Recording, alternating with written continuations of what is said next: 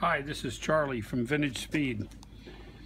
We're going to show you how to hook up and adjust the linkage on a HOLLEY 94 tri-power using our new stainless steel progressive linkage. Okay, since the HOLLEY carburetor, the way the throttle shaft is on your primary, it's below it. Actually, when you move the linkage to this side, you can pull the linkage open by pulling from the bottom of this bar. So these would have springs on them, your front and your rear carburetor.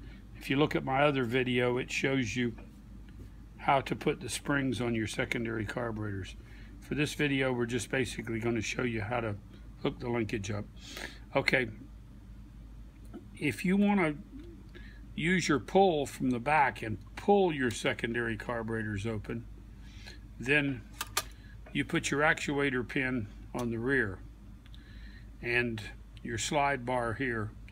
So all of your carb arms will be 45 degrees to the rear of vertical.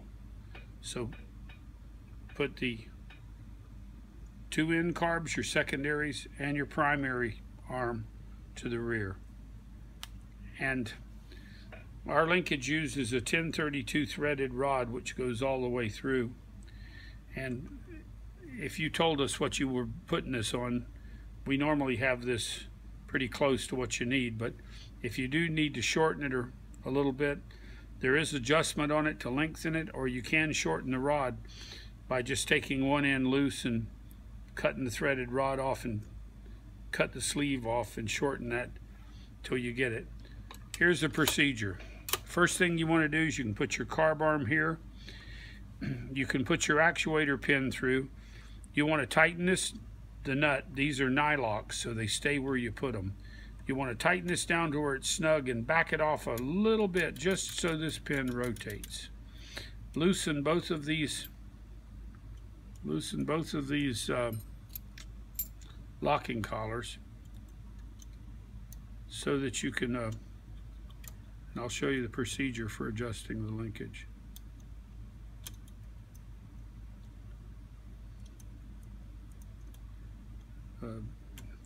Just loosen them enough that they slide on the deal.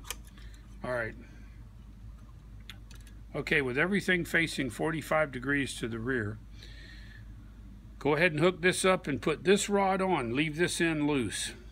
And what you want to do is you want to take and you want to loosen the nut on the heim that locks the heim. By the way, the inside nuts lock the sleeve, the outside nuts lock the rod ends. So this end, loosen the nut and adjust this so that the screw goes perfectly perpendicular through your carb arm. Okay, once you get that in there, go ahead and put your screw in, tighten it down, and you want to back this off about 3/4 of a turn. You need 4 1/2 movement like that. And the reason for that is because on the throttle bodies on your secondaries, they're machined so precise that if one set of throttle bodies closes, our linkage is rigid, and what it'll do is it'll tend to hold the other set open. So you've got to have a little bit of 4 1/2 movement in this rod that connects your two secondaries together. So a lot of guys will see this and they'll see it loose on a system and they tighten it down, and then you end up with a vacuum leak because it holds one of the throttle plates open.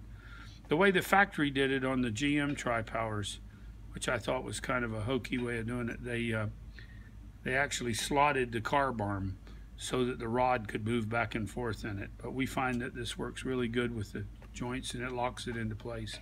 Okay, once you get everything on and both of your throttle bodies are closed, what you want to do is you want to move to do your linkage adjustment. What you want to do is you want to move everything to the wide open position, all 3 carburetors. Now normally there'd be springs on here snapping all this back, but I don't have the springs on it, but I'm just showing you. So everything is in the wide open position. When it's in the wide open position, hold it in the wide open position and slide this locking collar here right up tight against your actuator pin and go ahead and snug it down. Okay, this one's still loose.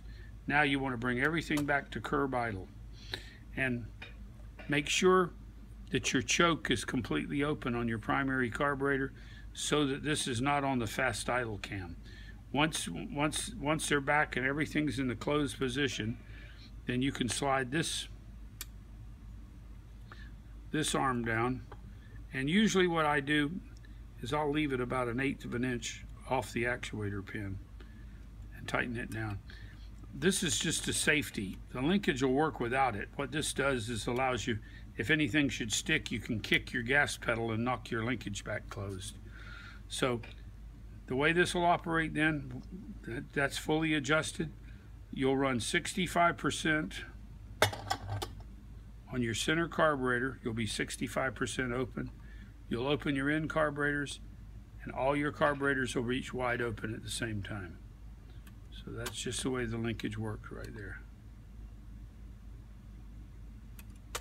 And if you had springs on this, of course, this would all snap back. And if you look at my other video, you can see we give a nice video on showing you how to put the spring return on your bases, so that if you buy our bases, if you buy our throttle body kits or our base conversion kits, either the 2.2 or the 3.2, they'll already come with the arm on them and the return spring built and the arms in the proper position. So then it's real simple. You just put your center arm on and hook your other bar up and adjust this right here so it's straight through. So remember, you want 4.5 play in this rod a little bit, so that these throttle plates don't fight each other. You want everything closed. And 65% throttle, it opens it up, and they all reach wide open at the same time. If you need to order linkages or parts from me, I'm Charlie. It's Vintage Speed, www.vintagespeed.com. Our phone number is 772-778-0809, and we're in Florida. Thank you.